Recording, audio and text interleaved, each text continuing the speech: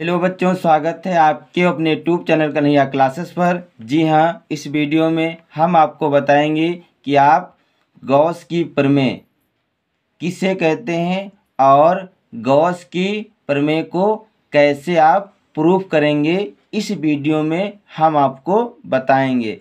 अगर आप हमारा पूरा वीडियो देखते हैं तो आप आसानी से गॉस की प्रमेय को सिद्ध कर देंगे। तो हेडिंग डालेंगे गॉस की प्रमेय। इसमें लिखेंगे किसी बंद पृष्ठ से गुजरने वाला वैद्युत फ्लक्स उस पृष्ठ पर लगे कुल आवेश का 1/ε0 गुना होता है। यानी कि किसी बंद पृष्ठ से गुजरने वाला वैद्युत फ्लक्स उस पृष्ठ पर लगे कुल आवेश का 1/ε0 गुना होता है। बच्चों, याद रहे कि गॉस की प्रमेय हमेशा बंद पृष्ठ पर कार्य करती है। तो यहाँ पर देखिए लिखा है फाई ई बराबर 1/ε0 इंटू क्यू, क्योंकि यहाँ पर लिखा है कि कुल आवेश का 1/ε0 गुना होता है। तो कुल आवेश क्या है? क्यों, और गुना कितना होता है? 1/ε0 के। तो लिखा है 1/ε0 गुणे क्यों। तो हो जाएगा फाई ई बराबर क्यों कन्नम Q/ε0। यही हमको अभी सिद्ध करके लाना है। तो ध्यान से देखिए, यहाँ पर हमने चित्र बनाया है। आप इसी प्रकार का चित्र बनाएंगे। याद रहे, आप सिर्फ नीले और काले पेन का ही प्रयोग करेंगे। अब ध्यान से चित्र में देखिए, यहाँ पर बिंदु O है, इस पर प्लस क्यों आवेश है। O से R मीटर की दूरी पर एक बिंदु P स्थित है।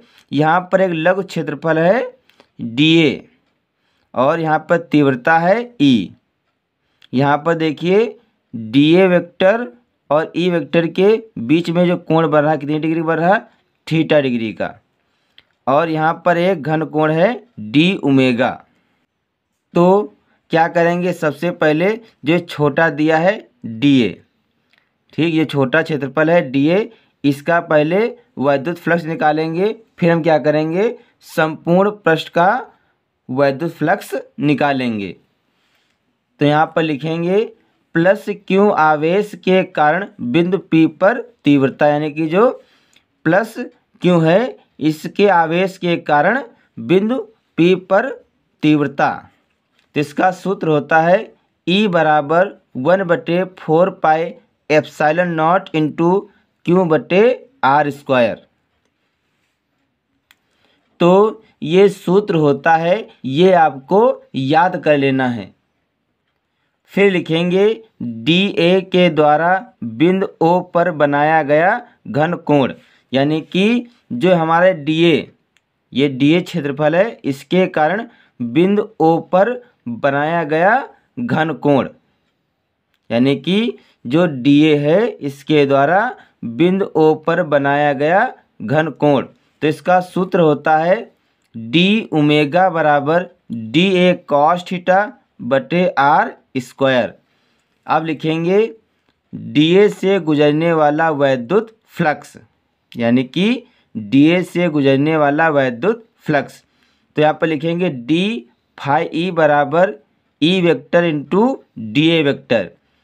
D हमने इसलिए लिखा है क्योंकि यहाँ पर देखिए इतने, यानी कि छोटा सा इसका हम क्षेत्रफल निकाल रहे हैं, इसीलिए हमने यहाँ पर D आगे लगा लिया है। तो लिखेंगे D फाई E बराबर E vector into DA vector. अब लिखेंगे D फाई बराबर E DA cos θ। तो यहाँ पर एक सूत्र होता है A vector into B vector बराबर AB cos θ। यही सूत्र हमने यहाँ पर लगाया है। तो हमने लिखा है E DA cos θ। ये जो सूत्र होता है, इस सूत्र को आपको याद कर लेना है। अब क्या करेंगे, जो E है ई का सूत्र हम यहाँ पर रख देंगे। यहाँ पर हमने निकाला है ई बराबर 1/4πε0 इंटू Q/r²। हम ये मान जो है इस ई के स्थान पर रख देंगे। जब हम मान रख देंगे तो लिखेंगे डी फाई ई बराबर, यानी कि जहाँ पर ई था उसके स्थान पे हमने उसका मान रखा है तो है 1/4πε0 into Q/r² DA cos theta. अब हम इसको ऐसे भी लिख सकते हैं कि डी फाई ई बराबर Q/4πε0 इंटू DA cos थीटा/r²। तो अब यहाँ पर देखिए डी ओमेगा बराबर होता है DA cos थीटा/r² के, यानी कि जहाँ पर DA cos थीटा/r² लिखा है वहाँ पर हम डी ओमेगा लिख देंगे। तो अब क्या करेंगे, जहाँ पर DA cos थीटा/r² है वहाँ पर क्या लिख देंगे डी ओमेगा। तो यहाँ पर हमने जो DA छोटा सा क्षेत्रफल माना था, DA से गुजरने वाला वैद्युत फ्लक्स हमने निकाला है। यानी कि आप चित्र में देखिए यहाँ पर छोटा सा क्षेत्रफल है DA, इसका हमने अभी वैद्युत फ्लक्स निकाला है। अब हम इस पूरे पृष्ठ का निकालेंगे। क्या करेंगे, अब हम इस पूरे पृष्ठ का निकालेंगे। तो लिखेंगे संपूर्ण पृष्ठ से गुजरने वाला वैद्युत फ्लक्स। अब ध्यान से चित्र में देखिए, ये जो हमने चित्र बनाया है पहले हमने इस छोटे वाले का निकाला था, अब हम क्या करेंगे इस पूरे का निकालेंगे संपूर्ण पृष्ठ। जब हम पूरे पृष्ठ का निकालेंगे तो यहाँ पर जो डी दिया है ये हट जाएगा। तो लिखेंगे फाई बराबर Q/4πε0, यहाँ पर समाकलन मानेंगे डी ओमेगा। अब क्या करेंगे, समाकलन डी ओमेगा बराबर सूत्र होता है 4π। तो जहाँ पर समाकलन डी ओमेगा लिखा है वहाँ पर लिख देंगे 4π। 4π से 4π कट जाएगा, क्या बचेगा फाई ई बराबर Q/ε0। तो बच्चों इस वीडियो में हमने आपको बताया कि आप गॉस की प्रमेय को आप कैसे सिद्ध करेंगे, इस वीडियो में हमने आपको बताया है। आशा करता हूँ कि मेरा वीडियो आपको अच्छा लगेगा।